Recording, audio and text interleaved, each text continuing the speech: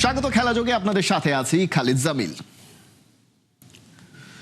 Party মুডে হামজাদের হেসে খেলে হারিয়ে উল্লাস করবে সিঙ্গাপুর। এশিয়ান কাপ বাছাইয়ে টিকে রীতিমতো গ্রুপ পর্বের শেষ ম্যাচে বাংলাদেশকে পাত্তাই দিচ্ছে না দ্য লায়নরা। তবে চুপ করে সহ্য করবে না বাংলা। ছাদ বন্ধ করা স্টেডিয়ামে বদলা নিতে প্রস্তুত লাল সবুজ বাহিনী। সিঙ্গাপুর ন্যাশনাল স্টেডিয়ামে বাঘে সিংহে লড়াই শুরু বাংলাদেশ সময় মঙ্গলবার সন্ধ্যা 6টায়। সিঙ্গাপুর থেকে হাসান সজীবের পাঠানো প্রিভিউ রিপোর্ট।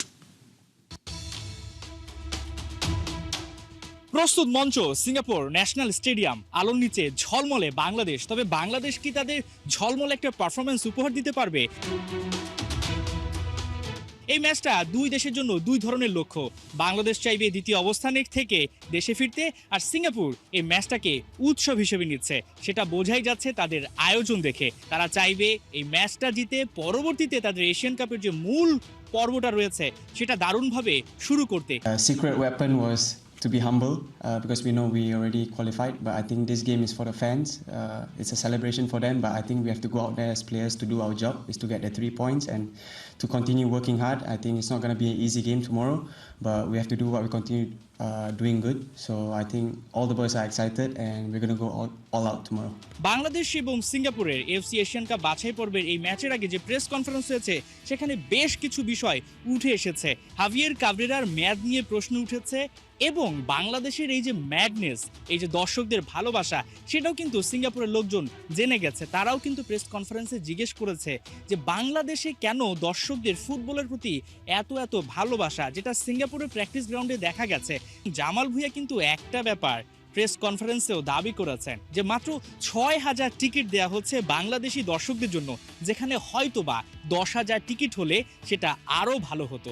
তবে সেটা কিন্তু করা যাচ্ছে না নানা কারণে।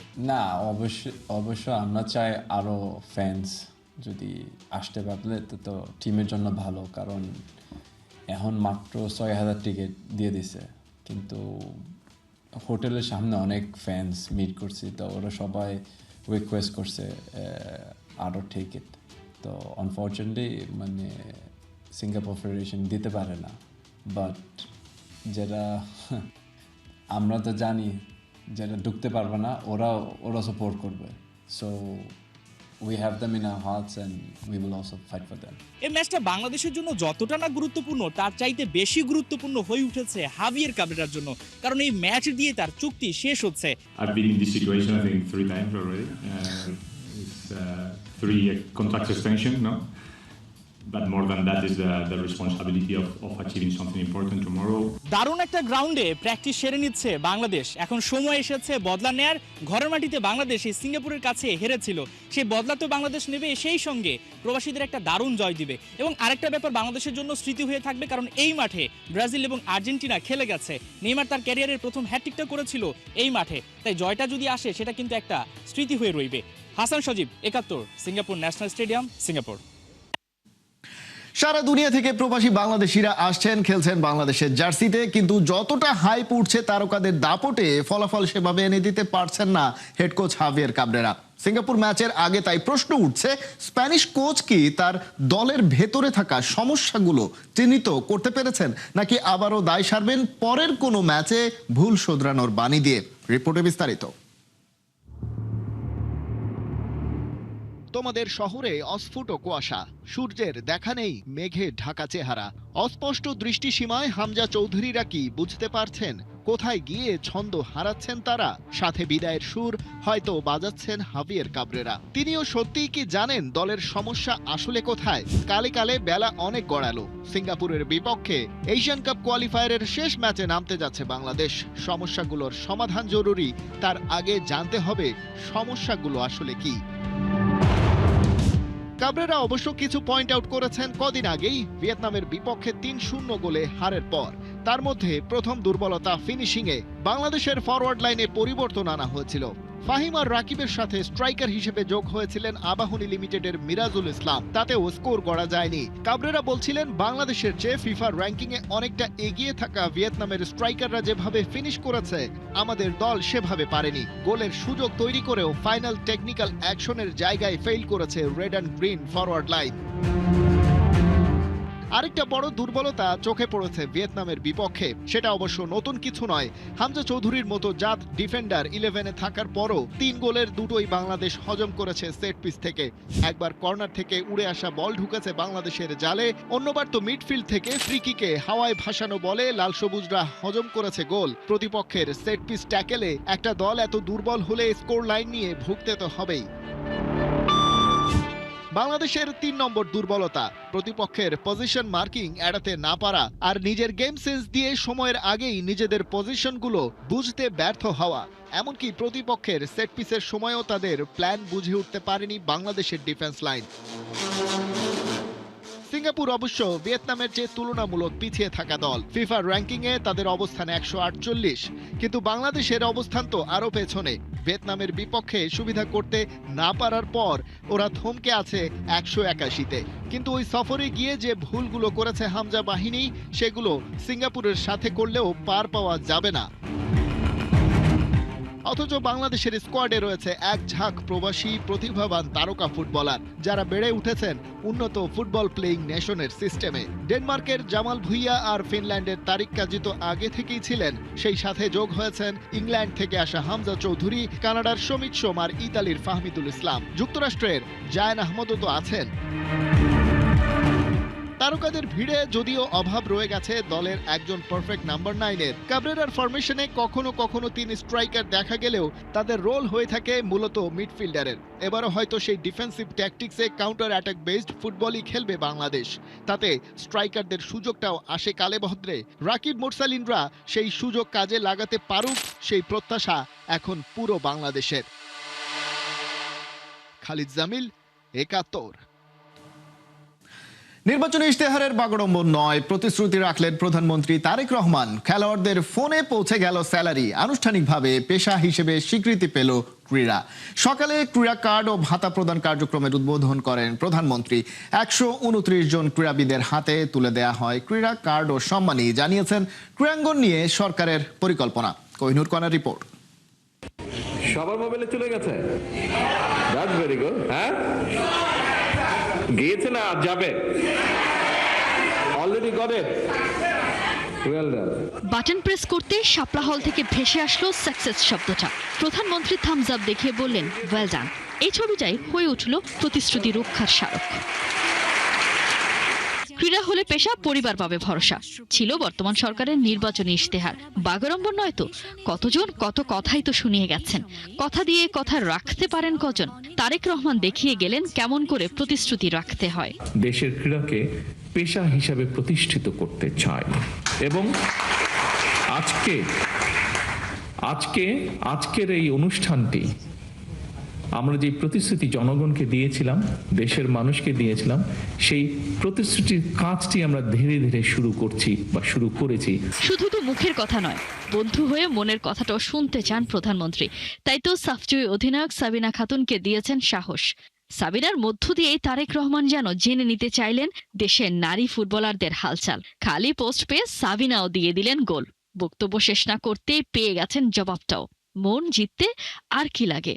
তুমি স্ক্রিপ্টটা দেখো না, তুমি অনুভূতির কথা বলেছো তো, তুমি নিজে থেকে বলো। Thank you sir. শিওর। আমাদের স্যার প্রথমবারের মতো আমরা ফুটসাল চ্যাম্পিয়নশিপ খেলতে গিয়েছিলাম এবং আমরা একটা ভালো রেজাল্ট নিয়ে আসছি। সো সেই জায়গা থেকে বাংলাদেশে কোনো ফুটসাল গ্রাউন্ড নাই। সাবিনা, তোমার যে মাঠের দাবিটা, এটা আমরা প্রক্রিয়াটা অলরেডি শুরু করেছি, মোটামুটি ভাবে শেষ হয়ে এসেছে কাজটা। দেশের বয়সটা 55 বছর, অথচ এই প্রথম কেউ ভাবল ক্রীড়াও হতে পারে প্রফেশন। শুধু তো ভাবলেন না, তা বাস্তবে রূপও দিলেন। 129 ক্রীড়াবিদের হাতে ক্রীড়া কার্ড আর সম্মানী তুলে দিয়েছেন প্রধানমন্ত্রী তারেক রহমান। এপ্রিল থেকে পর্যায়ক্রমে 500 ক্রীড়াবিদকে আনা হবে বেতন কাঠামোর আওতায়। একই সাথে প্রধানমন্ত্রী জানিয়েছেন ক্রীড়া ক্ষেত্র নিয়ে তার পরিকল্পনা। 30 এপ্রিল সিলেট থেকে আমরা শুরু করতে যাচ্ছি নতুন করে স্পোর্টস। 7টা খেলা আমরা ডিসাইড করেছি। এই 7টা খেলায় কারা পারদর্শী, ধীরে ধীরে সেই প্রতিভাবানদেরকে আমরা বের করে নিয়ে আসবো। নিজের বিশ্বাসের কথাটা যেমন জানিয়েছেন, তেমনি বর্তমান খেলোয়াড়দেরকে একটা অনুরোধও করে গেছেন প্রধানমন্ত্রী। পেশাগত জীবনে আর যাই হোক, রাজনীতির দরকার নেই। খেলাধুলার মধ্য দিয়েই চান দেশকে নিয়ে যেতে মর্যাদার উচ্চতর পর্যায়ে। খেলোয়াড় বন্ধুরা, আপনাদের সকলের প্রতি আমার একান্ত আহ্বান, একান্ত অনুরোধ, পেশাদার খেলোয়াড়ি জীবনে আপনারা কোনো রাজনৈতিক দল বা গোষ্ঠীর প্রতিনিধি নন বা হবেন না দয়া করে। ক্ষণিকের সিরিয়াসনেস ছেড়ে আবারও সবার মুখে হাসি ফুটিয়ে হাসি মুখে বাড়ি ফিরলেন খেলোয়াড়দের বন্ধু প্রধানমন্ত্রী। কথা কম, কাজ বেশি করতে হবে, কথা কম, খেলতে হবে বেশি। কোহিনুর কণা, একাত্তর। কথায় আছে পেটে দিলে পিঠে সয়। ক্রীড়া কার্ড আর ভাতা দিয়ে অ্যাথলেটদের চাঙ্গা করে দিয়েছে বাংলাদেশ সরকার। প্রধানমন্ত্রী তারেক রহমানের দারুণ এই উদ্যোগে কৃতজ্ঞতা প্রকাশ করে খেলোয়াড়রা জানিয়েছেন মাঠে আরো মনোযোগ বাড়বে, থাকবে দেশের জন্য আরো বড় সম্মান এনে দেওয়ার তাগাদাও। সাইফুল রূপকের রিপোর্ট। হুইল চেয়ারের চাকা ঘুরিয়ে জীবনের অনেকটা পথ পাড়ি দিয়েছেন। একাগ্রতা, চেষ্টা আর পরিশ্রমেই ওরা প্যারা অলিম্পিক থেকে দেশের জন্য সাফল্য বয়ে নিয়ে এসেছেন। তবুও এতদিন খুব একটা সম্মান আর সম্মানই জোটেনি এই পদকজয়ী অ্যাথলিটদের। ওদের বুক ভরা কষ্ট যেন নিমেষেই মুছে দিলেন খেলাপ্রিয় প্রধানমন্ত্রী তারেক রহমান। জীবনের সাথে সংসারের চাকাটাও হয়তো এখন ঘোরাতে খুব একটা কষ্ট হবে না। জনাব তারেক রহমান উনি আমাদের মতো প্যারা অ্যাথলেটদের মানে দুঃখ কষ্ট বুঝতে পারছে। যেরকম ভালোদের মতো তো আমাদের জীবনযাপনটা হচ্ছে একটু অন্যরকম, কারণ আমাদের চলাফেরা বা যে কোনো দিক দিয়ে বলেন আমাদের খরচ বেশি। আমাদের মতো ডিসেবল যারা পিছিয়ে পড়া মানুষ আছে ওরা আমাদের দিকে অনেক ইন্সপায়ার হবে। ক্রীড়া হলে পেশা, পরিবার পাবে ভরসা, এই ট্যাগলাইনে সোমবার 129 অ্যাথলিটকে ক্রীড়া কার্ড ও ক্রীড়া ভাতা দিয়েছে বাংলাদেশ সরকার। প্রতি মাসেই সাফল্যধারী খেলোয়াড়দের ব্যাংকে ঢুকবে 1 লাখ টাকা। অ্যাথলিটদের মন চাঙ্গা থাকা মানেই খেলা থেকে আরো বেশি সাফল্য আসার সম্ভাবনা। কখনো ভাবতে পারি নাই যে মাসে এত মান্থলি একটা বেতন পাবো। ভাতা কার্ড যেটা সরকার থেকে আমাদেরকে ইয়ে করেছে, সেটার কারণে খেলোয়াড়দের খেলার চাহিদাটা অনেক বেড়ে যাবে এবং কম্পিটিশন লেভেলটা আমার মনে হয় আরও বাড়বে। যেখানে ভবিষ্যৎ নাই সেখানে তো কেউ যেতে চায় না, সবাই একটা নির্দিষ্ট ভালো একটা ভবিষ্যতের দিকে আগাইতে চায়। তো সেক্ষেত্রে এই উদ্যোগটা চমৎকার। ব্যাডমিন্টন খেলাটা অনেক খরচের, এটা সবাই জানেন। তো আমার মনে হয় এখন সবাই আসতে চাবে ব্যাডমিন্টন খেলতে, যে আমরা মান্থলি কিছু একটা পাবো এখান থেকে। অনেক ডিসিপ্লিনেই সম্ভাবনাময় অনেক অ্যাথলিটের দেখা যায়। আন্তর্জাতিক ইভেন্টে ওরা পদকও বাগিয়ে নেয়, কিন্তু আর্থিক অসচ্ছলতা, খেলা থেকে পর্যাপ্ত সম্মানই না পাওয়ায় অনেকেই ভিন্ন পেশায় যেতে বাধ্য হয়। কেউ কেউ আবার সুযোগ পেলে বিদেশে চলে যায় কিংবা খেলতে গিয়ে থেকে যায়। প্রধানমন্ত্রী তারেক রহমানের এই দারুণ উদ্যোগে নিশ্চয়ই আর ঝরে পড়বে না প্রতিভাবানরা। টেবিল টেনিস বলেন বা অন্যান্য সকল স্পোর্টস বলেন, আমরা এটাকে এখন থেকে প্রফেশন হিসেবে নিতে পারবো। দেশের প্রধানমন্ত্রী যে আমাদেরকে সুযোগ করে দিয়েছে, তো আমরা চেষ্টা করব অলিম্পিক পর্যায়ে খেলার এবং আরও ভালো করার। ভবিষ্যতে যেমন আমরা এশিয়ান গেম না, আমরা ওয়ার্ল্ড প্যারা গেমের মধ্যে আমরা অংশগ্রহণ করে বাংলাদেশের জন্য ভালো সুনাম বয়ে আনতে পারবো ইনশাআল্লাহ। সোমবার 129 জন খেলোয়াড়ের মুখে হাসি ফুটেছে। সাফল্যধারী এবং প্রতিভাবান মিলিয়ে মোট 500 খেলোয়াড়কে মাসিক ভাতা দেওয়ার চিন্তা করছে বাংলাদেশ সরকার। সাইফুল রূপক, একাত্তর। বিপিএল এ প্লেয়ারদের পাওনা টাকা বুঝিয়ে দেয়নি ঢাকা ক্যাপিটালস। বাধ্য হয়ে ব্যাংক গ্যারান্টি থেকে প্লেয়ারদের পাওনা পরিশোধের সিদ্ধান্ত নিয়েছে বিসিবি।